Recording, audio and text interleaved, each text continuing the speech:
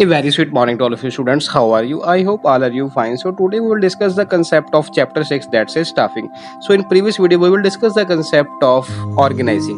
So that is a function of staffing, third function of the management. So first function planning, organizing. Now today we will discuss the concept that says chapter 3rd, staffing. So staffing means staffing different persons are to be appointed in the organization. कहने का मतलब बेटा different person की जगह ਤੇ ਤੁਸੀਂ ਇੱਕ word use ਕਰੋਗੇ right person, right job, right time, right qualification. ਕਿ ਜਿਹੜਾ ਆਪਾਂ ਪਰਸਨ ਅਪਾਇੰਟ ਕਰਨਾ ਆਰਗੇਨਾਈਜੇਸ਼ਨ ਦੇ ਵਿੱਚ ਉਹ ਕੀ ਹੋਣਾ ਚਾਹੀਦਾ, ਕੰਪੀਟੈਂਟ ਹੋਣਾ ਚਾਹੀਦਾ। ਕੰਪੀਟੈਂਟ ਦਾ ਮਤਲਬ ਕਿ ਉਹਦੀ ਜਿਹੜੀ ਪੋਸਟ ਹੈ ਆਰਗੇਨਾਈਜੇਸ਼ਨ ਦੇ ਵਿੱਚ ਕੀ ਹੋਣੀ ਚਾਹੀਦੀ ਹੈ, ਉਹਨੂੰ ਅਬਿਲਿਟੀ ਹੋਣੀ ਚਾਹੀਦੀ ਕੰਮ ਕਰਨ ਵਾਸਤੇ, ability to doing a work. ਔਰ ਇਹ ਅਬਿਲਿਟੀ ਇਸ ਤਰੀਕੇ ਦੀ ਹੋਣੀ ਚਾਹੀਦੀ ਹੈ ਕਿ ਇੱਕ ਆਰਗੇਨਾਈਜੇਸ਼ਨ ਦਾ ਜਿਹੜਾ ਵਰਕ ਹੋਇਆ ਪ੍ਰੋਪਰ ਵੇ ਦੇ ਨਾਲ, ਸਮੂਥ ਵੇ ਦੇ ਨਾਲ ਐਕਟੀਵਿਟੀਆਂ ਜਿਹੜੀਆਂ ਵੀ ਉਹ ਪਰਫਾਰਮ ਕਰਦਾ ਪਿਆ ਕੀ ਹੋਵੇ, ਚੱਲਦੀਆਂ ਰਹੇ। ਸੋ ਫਸਟ ਪੁਆਇੰਟ ਆ ਗਿਆ that is the feature of staffing ਦੇ ਵਿੱਚ ਕਿ first relates to human being. ਜਿਹੜੀ ਬੇਟਾ ਸਟਾਫਿੰਗ ਹੈ ਕਿਸ ਤਰੀਕੇ ਨਾਲ ਰਿਲੇਟ ਕਰਦੀ ਹੈ, ਹਿਊਮਨ ਬੀਇੰਗ ਨਾਲ ਕਰਦੀ, because humans are to be the humans ਹੈ ਤੇ ਉਹਨਾਂ ਨੂੰ ਕੀ ਕਰਨਾ ਪੈਣਾ, ਆਰਗੇਨਾਈਜੇਸ਼ਨ ਦੇ ਵਿੱਚ ਵਰਕ ਵਗੈਰਾ ਪ੍ਰੋਪਰ ਪਰਫਾਰਮ ਕਰਨਾ ਪੈਣਾ, ਹਰ ਐਕਟੀਵਿਟੀ ਨੂੰ ਪਰਫਾਰਮ ਕਰਨਾ ਪੈਣਾ ਵਾ। ਕੰਪੀਟੈਂਟ ਪਰਸਨਸ ਚਾਹੀਦੇ ਸਾਨੂੰ ਆਰਗੇਨਾਈਜੇਸ਼ਨ ਦੇ ਵਾਸਤੇ ਕਿ ਜਿਹੜਾ ਕਿ ਸਾਨੂੰ ਵੱਖਰੀ ਐਕਟੀਵਿਟੀਆਂ ਨੂੰ ਪ੍ਰੋਪਰ ਤਰੀਕੇ ਨਾਲ ਕੀ ਕਰ ਸਕਣ, ਪਰਫਾਰਮ ਕਰਨ। ਕਿ ਪਰਸਨ ਨੂੰ ਰਿਕਰੂਟ ਕਰਨਾ, ਸਿਲੈਕਸ਼ਨ ਕਰਨਾ, ਟ੍ਰੇਨਿੰਗ ਕਰਨੀ, ਪ੍ਰਮੋਸ਼ਨ ਕਰਨਾ, that is the elements of staffing. Next one is separate managerial function. ਬੇਟਾ ਸੈਪਰੇਟ ਮੈਨੇਜਮੈਂਟ ਦਾ ਫੰਕਸ਼ਨ ਹੈ, ਜਿਸ ਤਰ੍ਹਾਂ ਪਲੈਨਿੰਗ ਸੀ, ਆਰਗੇਨਾਈਜ਼ਿੰਗ ਸੀ, ਉਸੇ ਤਰ੍ਹਾਂ ਇਹ ਥਰਡ ਸੈਪਰੇਟ ਮੈਨੇਜਰੀਅਲ ਫੰਕਸ਼ਨ ਹੈ। ਥਰਡ ਮੈਨੇਜਮੈਂਟ ਦਾ ਬੇਟਾ ਇਹ ਫੰਕਸ਼ਨ ਹੈ separate. Next it is essential at all levels. ਬੇਟਾ ਤੁਹਾਨੂੰ ਮੈਂ ਪਹਿਲਾਂ ਵੀ ਗੱਲ ਦੱਸੀ ਸੀ, ਜਿਹੜੀ ਸਟਾਫਿੰਗ ਆ ਹਰ ਲੈਵਲ ਤੇ ਜ਼ਰੂਰੀ ਹੈ, ਚਾਹੇ ਉਹ ਟਾਪ ਲੈਵਲ, ਚਾਹੇ ਉਹ ਮੀਡੀਅਮ ਲੈਵਲ ਹੋਵੇ, ਚਾਹੇ ਉਹ ਬੇਟਾ ਲੋਅਰ ਲੈਵਲ ਹੋਵੇ। It is each and every level responsible for the particular type of the person. Next point is it is related to the social responsibility। ਬੇਟਾ ਜਿਹੜੀ ਸਟਾਫਿੰਗ ਹੈ ਸੋਸ਼ਲੀ ਰਿਸਪੋਂਸਿਬਲ ਹੈ।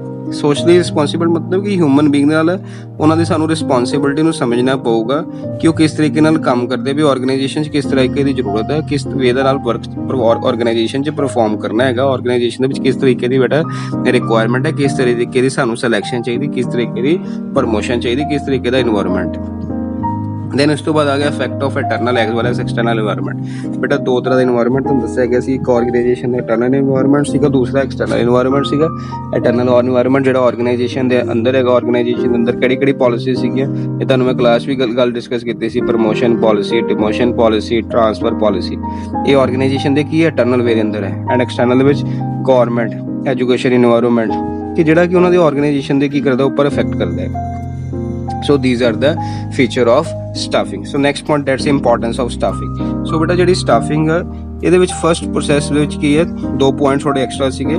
ਸੋ ਆਪਾਂ ਨੇ ਬੁੱਕਸ ਦੇ ਵਿੱਚ ਅਕੋਰਡਿੰਗ ਹੈ helps in discovering and obtaining competent personnel ਕਿ ਜਿਹੜਾ ਆਪਾਂ ਆਰਗੇਨਾਈਜੇਸ਼ਨ ਦੇ ਵਿੱਚ ਪਰਸਨਸ ਅਪਾਇੰਟ ਕਰਨਾ, ਡਿਸਕਵਰ ਕਰਨਾ। ਕੰਪੀਟੈਂਟ ਦਾ ਮਤਲਬ ਅਬਿਲਿਟੀ ਹੋਵੇ, ਉਹ ਕੰਮ ਕਰਨ ਦੀ ability to do a work. Recruit ਕਰਨਾ ਪਰਸਨ, ਸੈਲੈਕਟ ਕਰਨਾ, ਵੱਖਰੀ ਪੋਸਟ ਵਾਸਤੇ ਕਰਨਾ, ਸਰਚ ਕਰਨਾ, EMPLOYE ਸਿਲੈਕਸ਼ਨ ਕਰਨੀ ਕਿ ਉਹਦੀ।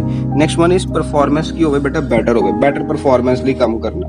ਬੈਟਰ ਪਰਫਾਰਮੈਂਸ ਉਹੀ ਗੱਲ, right people, right job, right time, right place ਕਿ ਆਰਗੇਨਾਈਜੇਸ਼ਨ ਦੀ ਐਫੀਸ਼ੀਐਂਸੀ, ਇਫੈਕਟਿਵਨੈਸ, ਹਰ ਤਰੀਕੇ ਦੀ ਪਰਫਾਰਮੈਂਸ ਨੂੰ ਧਿਆਨ 'ਚ ਬੇਟਾ ਕੀ ਕਰਨਾ, ਰੱਖਿਆ ਜਾਵੇ। Next one is helpful in continuous survival and growth of the enterprise ਕਿ ਆਰਗੇਨਾਈਜੇਸ਼ਨ ਦੀ ਸਰਵਾਈਵਲ ਨੂੰ ਵੀ ਧਿਆਨ 'ਚ ਰੱਖਣਾ, ਗਰੋਥ ਵੀ ਹੁੰਦੀ ਰਹੇ, ਆਰਗੇਨਾਈਜੇਸ਼ਨ ਸਰਵਾਈਵ ਵੀ ਕਰਦੀ ਰਹੇ, ਆਰਗੇਨਾਈਜੇਸ਼ਨ ਗਰੋ ਵੀ ਕਰਦੀ ਰਹੇ। ਕਿਉਂਕਿ ਹਿਊਮਨ ਤੁਹਾਨੂੰ ਪਤਾ ਹੈ ਆਰਗੇਨਾਈਜੇਸ਼ਨ ਦੇ ਵਿੱਚ ਕੀ ਇੱਕ ਸੁਪਰੀਮ ਐਸੈਟ ਹੈ, ਮੇਨ ਵਾ। ਜੇ ਆਪਾਂ ਆਰਗੇਨਾਈਜੇਸ਼ਨ 'ਚ ਪਰਸਨ ਨੂੰ ਸਹੀ ਤਰੀਕੇ ਨਾਲ ਰਿਲੇਟ ਕਰਾਂਗੇ ਤੇ ਆਰਗੇਨਾਈਜੇਸ਼ਨ ਦਾ ਇਫੈਕਟ ਪੈ ਸਕਦਾ ਹੈ। ਸੋ ਕਹਿਣ ਦਾ ਮਤਲਬ ਆਰਗੇਨਾਈਜੇਸ਼ਨ ਦੀ ਸਰਵਾਈਵਲ ਵਾਸਤੇ, ਗਰੋਥ ਵਾਸਤੇ ਆਰਗੇਨਾਈਜੇਸ਼ਨ ਹੋਣੀ ਬਹੁਤ ਨੈਸੈਸਰੀ ਹੈ। ਦੈਨ ਉਸ ਤੋਂ ਬਾਅਦ ਨੈਕਸਟ ਆ ਗਿਆ helpful in optimum utilisation of resources ਕਿ ਬੇਟਾ ਜਿਹੜੇ ਆਰਗੇਨਾਈਜੇਸ਼ਨ ਦੇ ਰਿਸੋਰਸਿਸ ਆ ਉਹਨਾਂ ਨੂੰ ਅਸੀਂ ਪ੍ਰੋਪਰ ਵੇ ਨਾਲ ਯੂਟੀਲਾਈਜ਼ ਕਰਨਾ। ਆਪਟੀਮਮ ਮਤਲਬ ਵਧੀਆ, ਮੈਕਸਿਮਮ ਵੇ ਨਾਲ ਕਿ ਆਰਗੇਨਾਈਜੇਸ਼ਨ ਦੇ ਕੋਲ ਮੈਨ ਮਟੀਰੀਅਲ, ਮਸ਼ੀਨਰੀ ਵਗੈਰਾ ਕਿੰਨੀਆਂ ਵਾ, ਉਸ ਮਸ਼ੀਨਰੀ ਦੇ ਅਕੋਰਡਿੰਗ ਕੀ ਹੈ ਰਿਸੋਰਸਿਸ ਨੂੰ ਪ੍ਰੋਪਰਲੀ ਬੇਟਾ ਕੀ ਕੀਤਾ ਜਾਵੇ, ਯੂਟੀਲਾਈਜ਼ ਕੀਤਾ ਜਾਵੇ। ਦੈਨ ਉਸ ਤੋਂ ਬਾਅਦ ਜੌਬ ਸੈਟਿਸਫੈਕਸ਼ਨ। ਯਾਦ ਕਰੋ ਆਪਾਂ ਕਲਾਸ 'ਚ ਗੱਲ ਵੀ ਕੀਤੀ ਸੀ, ਜੌਬ ਸੈਟਿਸਫੈਕਸ਼ਨ ਵਾਸਤੇ ਆਰਗੇਨਾਈਜੇਸ਼ਨ ਦੀ ਜੌਬ ਸੈਟਿਸਫੈਕਸ਼ਨ ਲਈ ਕੀ ਹੋਣਾ ਚਾਹੀਦਾ ਵਾ ਕਿ ਆਰਗੇਨਾਈਜੇਸ਼ਨ ਦਾ ਇਨਵਾਇਰਨਮੈਂਟ ਬੇਟਾ ਕਿੱਦਾਂ ਦਾ, ਪ੍ਰਮੋਸ਼ਨ ਪੋਲਿਸੀ ਕਿੱਦਾਂ ਦੀਆਂ, ਟ੍ਰੇਨਿੰਗ ਕਿੱਦਾਂ ਦੀਆਂ ਵਾ, ਫੈਸਿਲਿਟੀਜ਼ ਕਿਸ ਤਰੀਕੇ ਦੀਆਂ ਆਪਾਂ ਨੂੰ ਪ੍ਰੋਵਾਈਡ ਕਰਦੇ। ਚਾਰ ਗੱਲਾਂ ਦੱਸੀਆਂ ਸੀ ਮੈਂ ਤੁਹਾਨੂੰ। ਇਨਵਾਇਰਨਮੈਂਟ ਆ ਦੇਖੋ ਰਿਲੇਟ ਵੀ ਕੀਤਾ ਹੈ, ਵਰਡ ਵੀ ਲਿਖੇ ਹੋਏ, ਇਨਵਾਇਰਨਮੈਂਟ ਕਿੱਦਾਂ ਦਾ, ਪ੍ਰਮੋਸ਼ਨ, ਟ੍ਰੇਨਿੰਗ, ਰੈਮੂਨਰੇਸ਼ਨ, ਉਹਨਾਂ ਨੂੰ ਆਪਾਂ ਟਾਈਮ ਸੈਲਰੀ ਪ੍ਰੋਵਾਈਡ ਕਰ ਰਹੇ। ਸੈਟੀਸਫੈਕਸ਼ਨ ਹੋਣੀ ਬਹੁਤ ਜ਼ਰੂਰੀ ਹੈ। ਜੇ EMPLOYE ਦੀ ਸੈਟੀਸਫਾਈ ਨਹੀਂ ਹੋਊਗਾ ਤਾਂ EMPLOYE ਕੰਮ ਕਿੱਦਾਂ ਕਰੂਗਾ ਆਰਗੇਨਾਈਜੇਸ਼ਨ ਦੇ ਵਿੱਚ। ਸੈਟੀਸਫੈਕਸ਼ਨ ਲਈ ਬੇਟਾ ਉਹਦਾ ਕੌਨਫੀਡੈਂਸ ਲੈਵਲ ਔਰ ਮੋਟੀਵੇਸ਼ਨ ਲੈਵਲ ਇਹ ਦੋਨੋਂ side by side special care check ਕਰਦੀ ਰਹਿਣੀ, ਉਹਨੂੰ ਪ੍ਰੋਪਰ ਟਾਈਮ ਪੈਕੇਜ ਵਗੈਰਾ ਵੀ ਅਨਾਉਂਸ ਕਰਦੇ ਰਹਿਣਾ ਔਰ ਮੋਟੀਵੇਸ਼ਨ ਕਿਸੇ ਤਰੀਕੇ ਦੀ ਪ੍ਰੋਵਾਈਡ ਕਰਨੀ ਕਿ ਜਿਹੜਾ ਆਰਗੇਨਾਈਜੇਸ਼ਨ ਦੇ ਵਿੱਚ ਕੀ ਹੋਵੇ ਬੇਟਾ ਉਹ ਵਰਕ ਪਰਫਾਰਮ ਕਰਦਾ ਰਹੇ। ਦੈਨ ਉਸ ਤੋਂ ਬਾਅਦ ਬੇਟਾ ਨੈਕਸਟ ਪੁਆਇੰਟ ਆ ਗਿਆ ਸਟਾਫਿੰਗ ਪ੍ਰੋਸੈਸ। ਸੋ ਸਟਾਫਿੰਗ ਪ੍ਰੋਸੈਸ ਕੀ ਕਹਿੰਦਾ ਸੀ ਕਿ ਸਭ ਤੋਂ ਪਹਿਲਾਂ ਤੁਹਾਨੂੰ ਆਰਗੇਨਾਈਜੇਸ਼ਨ ਦੇ ਵਿੱਚ ਕੀ ਚਾਹੀਦਾ ਹੈਗਾ, ਆਰਗੇਨਾਈਜੇਸ਼ਨ ਸਟਾਫ ਕਿਸ ਤਰੀਕੇ ਦਾ ਹੋਣਾ ਚਾਹੀਦਾ, ਕਿਸ ਤਰੀਕੇ ਦੀ ਆਪਾਂ ਸਟਾਫ ਦੀ ਗੱਲ ਕਰ ਲਈਏ, ਸਟਾਫ ਕਿਸ ਤਰੀਕੇ ਨਾਲ ਰਿਲੇਟ ਕਰਦਾ, ਹਿਊਮਨ ਬੀਇੰਗਸ ਹੈ, ਹਿਊਮਨ ਬੀਇੰਗ ਕਿਸ ਤਰੀਕੇ ਦੇ ਹੋਣੇ ਚਾਹੀਦੇ ਹੈ, ਕਿਸ ਵੇ ਦੇ ਹੋਣੇ ਚਾਹੀਦੇ ਉਹਨਾਂ ਦੀ ਗੱਲ ਕਰਦੇ। ਸੋ ਫਰਸਟ ਪੁਆਇੰਟ ਆ ਗਿਆ ਐਸਟੀਮੇਟ, ਪੁਆਇੰਟ ਬਣੇ 1 2 3 ਪ੍ਰੋਪਰ ਤੁਹਾਡੇ। ਦੈਨ ਪੁਆਇੰਟ ਆ ਗਿਆ ਐਸਟੀਮੇਟਿੰਗ ਦਾ ਮੈਨ ਪਾਵਰ ਰਿਕੁਆਇਰਮੈਂਟ, ਕਿ ਸਾਨੂੰ ਆਰਗੇਨਾਈਜੇਸ਼ਨ ਦੇ ਵਿੱਚ ਕਿੰਨੇ ਪਰਸਨ ਦੀ ਰਿਕੁਆਇਰਮੈਂਟ ਆ, ਕੀ ਚਾਹੀਦਾ ਬੇਟਾ ਆਰਗੇਨਾਈਜੇਸ਼ਨ 'ਚ ਕਿੰਨੇ person, number of the EMPLOYEES is estimated, estimation ਲਗਾਓ ਕਿੰਨੀਆਂ ਪ੍ਰਮੋਸ਼ਨ, ਰਿਟਾਇਰਮੈਂਟ ਕਿੰਨੀਆਂ, ਰੈਜ਼ਿਗਨੇਸ਼ਨ ਕਿੰਨੇ, ਡਿਸਮਿਸਲ ਕਿੰਨੇ ਆ, ਉਹਨਾਂ ਦਾ ਆਪਾਂ ਵਰਕਲੋਡ ਵਰਕਫੋਰਸ ਦੇਖਣਾ, ਦੋਨਾਂ ਦੇ ਵਿੱਚ ਵਰਕ ਕਨਸੈਪਟ ਤੁਹਾਨੂੰ ਕਲੀਅਰ ਹੋਣਾ ਚਾਹੀਦਾ, ਵਰਕਲੋਡ ਐਂਡ ਵਰਕਫੋਰਸ। ਵਰਕਲੋਡ ਕਿ ਉਹਨਾਂ ਦਾ ਕੰਮ ਦਾ ਲੋਡ ਕਿੰਨਾ ਐਂਡ ਵਰਕਫੋਰਸ ਐਕਚੁਅਲ ਉਹਨਾਂ ਕੋਲ ਕੰਮ ਬੇਟਾ ਕਿੰਨਾ ਕਰਵਾਇਆ ਜਾ ਰਿਹਾ ਆਰਗੇਨਾਈਜੇਸ਼ਨ ਦੇ ਅੰਦਰ, ਕਿੰਨੇ ਉਹਨਾਂ ਦੀ ਕੰਮ ਦੀ ਡਿਸਟ੍ਰੀਬਿਊਸ਼ਨ ਕਿਸ ਤਰੀਕੇ ਦੀ ਹੈ। ਦੈਨ ਰਿਕਰੂਟਮੈਂਟ, ਹੁਣ ਰਿਕਰੂਟਮੈਂਟ ਪਰਸਨ ਨੂੰ ਆਪਾਂ ਜਿਹੜਾ ਅਪੁਆਇੰਟ ਕਰਨਾ ਆਰਗੇਨਾਈਜੇਸ਼ਨ ਦੇ ਵਿੱਚ, searching of prospective EMPLOYEES for the job, ਕਿ ਸਾਨੂੰ ਆਰਗੇਨਾਈਜੇਸ਼ਨ ਦੇ ਵਿੱਚ ਕਿੰਨੇ ਪਰਸਨ ਦੀ ਰਿਕੁਆਇਰਮੈਂਟ ਹੈ, ਕਿੰਨੇ ਪਰਸਨ ਸਾਨੂੰ ਚਾਹੀਦੇ ਹੈ। ਦੈਨ ਇਸ ਤੋਂ ਬਾਅਦ ਆ ਗਿਆ ਸਿਲੈਕਸ਼ਨ, ਕਿ ਕੰਪੀਟੈਂਟ ਪਰਸਨ ਜਿਹੜਾ ਪਰਸਨ ਰਿਕਰੂਟ ਕਰ ਗਿਆ, ਭਰਤੀ ਕਰ ਲਿਆ, ਹੁਣ ਉਹਨੂੰ ਟੈਸਟ ਦੇ ਕੇ ਟੈਸਟ ਸਿਲੈਕਟ ਕਰਨਾ, ਸਿਲੈਕਟ ਕਰਨ ਤੋਂ ਬਾਅਦ ਉਹਦੀ ਐਬਿਲਿਟੀ ਚੈੱਕ ਕਰਾਂਗੇ, ਉਹਦਾ ਨੇਚਰ ਆਫ ਵਰਕ ਜਿਹੜਾ ਉਹਨੂੰ work the keep in mind, ability and nature work ਦੋਨੋਂ ਪ੍ਰੋਪਰ ਸਹੀ ਤਰੀਕੇ ਨਾਲ ਕੰਮ ਕਰ ਰਿਹਾ ਕਿ ਨਹੀਂ ਕਰ ਰਿਹਾ। ਉਹਦੀ ਪਲੇਸਮੈਂਟ, ਓਰੀਐਂਟੇਸ਼ਨ, ਪਲੇਸਮੈਂਟ ਕਿ ਉਹਨੂੰ ਸਟੇਸ਼ਨ ਕਿਹੜਾ ਅਸੀਂ ਪ੍ਰੋਵਾਈਡ ਕਰਨਾ, ਕਿ ਉਹਦੀ ਪਲੇਸਮੈਂਟ ਕਰਤੀ ਆ ਤੇਰਾ ਪਲੇਸ ਹੈ ਇੱਥੇ ਤੂੰ ਕੰਮ ਕਰ। ਦੈਨ ਉਸ ਤੋਂ ਬਾਅਦ ਕੀ ਆ ਗਿਆ ਬੇਟਾ orientation, introduce the new EMPLOYE with the existing EMPLOYE, colleagues, staffs, ਕਿ ਜਿੰਨਾ ਉਹਦੀ ਐਫੀਸ਼ੀਐਂਸੀ ਸਕਿੱਲਸ ਬਾਰੇ ਕੀ ਹੋਵੇ ਪਤਾ ਲੱਗ ਜਵੇ ਕਿ ਆਰਗੇਨਾਈਜੇਸ਼ਨ 'ਚ EMPLOYE ਕਿਸ ਤਰੀਕੇ ਦਾ, ਉਹਦੀ ਕੀ ਡਿਮਾਂਡ ਹੈਗੀ, ਕੀ ਰਿਕੁਆਇਰਮੈਂਟ ਹੈਗੀ। ਦੈਨ ਉਸ ਤੋਂ ਬਾਅਦ ਬੇਟਾ ਟ੍ਰੇਨਿੰਗ ਐਂਡ ਡਿਵੈਲਪਮੈਂਟ, ਟ੍ਰੇਨਿੰਗ ਉਹਦੀ ਸਕਿੱਲ ਨੂੰ ਇਨਕਰੀਜ਼ ਕਰਨਾ, ਉਹਦੀ ਐਫੀਸ਼ੀਐਂਸੀ ਇਫੈਕਟਿਵਨੈਸ ਨੂੰ ਆਰਗੇਨਾਈਜੇਸ਼ਨ ਦੇ ਵਿੱਚ ਵਧਾਉਣਾ, ਕਿ ਕਿਸੇ ਤਰੀਕੇ ਨਾਲ ਉਹਦੀ ਡਿਵੈਲਪਮੈਂਟ ਕੀ ਹੋ ਜਾਵੇ, ਆਰਗੇਨਾਈਜੇਸ਼ਨ ਦੇ ਵਿੱਚ ਵਾਧੂ ਹੋ ਜਾਵੇ, ਆਰਗੇਨਾਈਜੇਸ਼ਨ ਇਨਕਰੀਜ਼ ਹੋ ਜਾਵੇ। ਦੈਨ ਉਸ ਤੋਂ ਬਾਅਦ ਨੈਕਸਟ ਪੁਆਇੰਟ ਪਰਫਾਰਮੈਂਸ ਅਪਰੇਜ਼ਲ, ਕਿ ਉਹਦੀ ਪਰਫਾਰਮੈਂਸ ਨੂੰ ਜੱਜ ਕਰਨਾ, ਪਰਫਾਰਮੈਂਸ ਉਹਦੀ ਐਕਚੁਅਲ ਪਰਫਾਰਮੈਂਸ ਨੂੰ ਕੰਪੇਅਰ ਕਰਨਾ ਜਿਹੜਾ ਉਹਨੂੰ ਵਰਕ ਅਸਾਈਨ ਕੀਤਾ, yes outstanding performance, very good performance, satisfied, marginal, yes some modification is to be there, so these are the performance। next promotion and career, ਉਹਦੇ ਕੈਰੀਅਰ ਬਾਰੇ ਸੋਚਣਾ ਕਿ ਹਾਂ ਵੀ ਉਹਦੇ EMPLOYER ਕਵੇ ਕਿ ਹਾਂ ਬੇਟਾ ਉਹਦੇ ਆਰਗੇਨਾਈਜੇਸ਼ਨ ਦੇ ਵਿੱਚ ਆਪਣੇ ਜਿਹੜਾ ਰੱਖਿਆ EMPLOYE ਕਿ ਹਾਂ ਬੇਟਾ ਤੇਰੀ ਪਰਫਾਰਮੈਂਸ ਅੱਛੀ ਹੈ, ਹੁਣ ਤੈਨੂੰ ਅਸੀਂ ਕੀ ਕਰਨ ਲੱਗੇ, ਪ੍ਰਮੋਟ ਕਰਨ ਲੱਗੇ। ਉਹਦੀ ਕੈਰੀਅਰ ਬਾਰੇ ਪਲੈਨਿੰਗ ਕਰਨੀ ਕਿ ਮੈਂ ਤੇਰੇ ਕੈਰੀਅਰ ਬਾਰੇ ਬਹੁਤ ਕੁਝ ਸੋਚਿਆ ਹੋਇਆ, ਤੇਰੀ ਕੈਪੇਬਿਲਿਟੀ ਬਾਰੇ ਬਹੁਤ ਕੁਝ ਸੋਚਿਆ ਹੋਇਆ।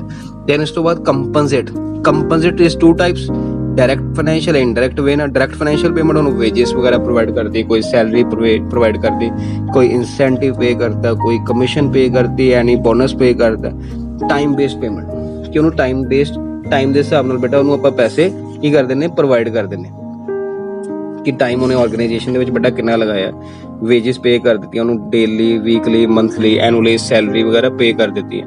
परफॉर्मेंस के हिसाब नाल ओवर टाइम लगाया, एक्सट्रा यूनिट प्रोवाइड कर दिते। इनडायरेक्ट वे दे नाल कोई ओरी इंश्योरेंस कराती, कोई ओरी बच्चे दी एजुकेशन का खर्चा वगैरह प्रोवाइड करता, कोई उन्हें न्यूज़पेपर के पैसे देते, कोई उन्हें ऑयल फैसिलिटी देती। इनडायरेक्ट वे दे नाल ओरियां आपां की कर देनी है, उन्हें फ्री फैसिलिटीज़ प्रोवाइड कर देनी है, फ्री कॉस्ट ऑफ एम्पलॉयर द्वारा कि उन्हें फैसिलिटीज़ प्रोवाइड कर देनी है। सो दीज आर द बेटा ये की सीगा प्रोसैस ऑफ स्टाफिंग। सो बेटा अज आपां वीडियो दे विच की डिस्कस करता, एक मीनिंग, एक फीचर, एक इंपॉर्टेंस, एक है प्रोसैस स्टाफिंग का। सो बेटा ये 4 चीज़ां, इस तो बाद आपां इहदी गल करांगे। ਇਹਦੇ ਅੰਦਰ ਆ ਜਾਂਦੇ ਆ ਨੈਕਸਟ ਟੌਪਿਕ ਜਿਹੜੇ ਆ ਜਾਂਦੇ ਸਟਾਫਿੰਗ ਅੰਦਰ ਐਲੀਮੈਂਟ ਕਹਿ ਲਓ, ਜੋ ਮਰਜ਼ੀ ਕਹਿ ਲਓ, recruitment, selection, training and development. ਕਿ ਆਰਗੇਨਾਈਜੇਸ਼ਨ 'ਚ ਜਿਹੜਾ ਪਰਸਨ ਆਪਾਂ ਅਪੁਆਇੰਟ ਕਰਨਾ, ਉਹਨਾਂ ਨੂੰ time to time side by side check ਕਰਦੇ ਰਹਿਣਾ, ਉਹਦੀ ਪੋਜੀਸ਼ਨ ਨੂੰ ਸਾਈਡ ਬਾਈ ਸਾਈਡ ਕੀ ਕਰਨਾ, ਚੈੱਕ ਕਰਦੇ ਰਹਿਣਾ ਕਿ ਆਰਗੇਨਾਈਜੇਸ਼ਨ 'ਚ ਪਰਸਨ ਕਿਸ ਤਰੀਕੇ ਦਾ ਵਾ, ਉਹਦੀ ਰਿਕੁਆਇਰਮੈਂਟ ਕੀ ਹੈ, ਉਹਦੀ ਰਿਕੁਆਇਰਮੈਂਟ ਬਾਰੇ ਉਹਨੂੰ ਸਾਈਡ ਬਾਈ ਸਾਈਡ ਹਰ ਇੱਕ ਚੀਜ਼ ਫੈਸਿਲਿਟੀ ਬਾਰੇ ਕੀ ਕਰਦੇ ਰਹਿਣਾ, ਉਹਨੂੰ ਪ੍ਰੋਵਾਈਡ ਕਰਦੇ ਰਹਿਣਾ ਕਿ ਹਾਂ ਵੀ ਉਹ ਆਰਗੇਨਾਈਜੇਸ਼ਨ 'ਚ ਵੀ ਉਹਦਾ ਵਧੀਆ ਹੋਵੇ ਕੰਮ ਕਰਨ ਦਾ। So I hope all of you understand the concept. Thanks and have a nice day.